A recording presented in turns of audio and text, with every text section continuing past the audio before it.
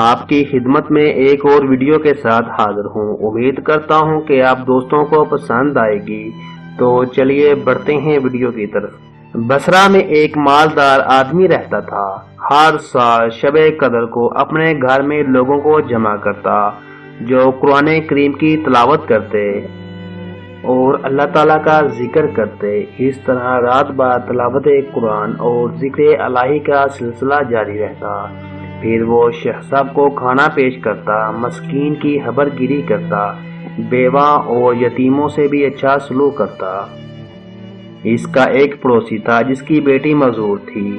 اس لڑکی نے اپنے باپ سے پوچھا، ہمارا پڑوسی ہر سال اسی رات لوگوں کو کیوں جمع کرتا ہے اور پھر سب مل کر تلاوت قرآن اور ذکر کرتے ہیں؟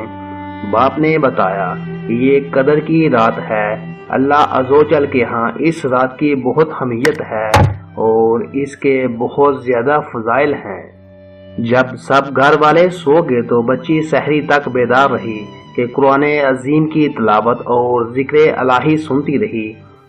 جب لوگوں نے قرآن کریم ختم کر لیا اور دعا مانگنے لگے تو اس لڑکی نے بھی اپنا سر آسمان کی جانب اٹھایا اور عرض کی، یا اللہ عز و جل، تجھے اس رات کا واسطہ اور ان لوگوں کا واسطہ جنہوں نے ساری رات تیرا ذکر کرتے ہوئے جاگ کر گزاری ہے، مجھے عافیت عطا فرما، میری تکلیف دور کر دے اور میرے دل کی شکستگی دور فرما۔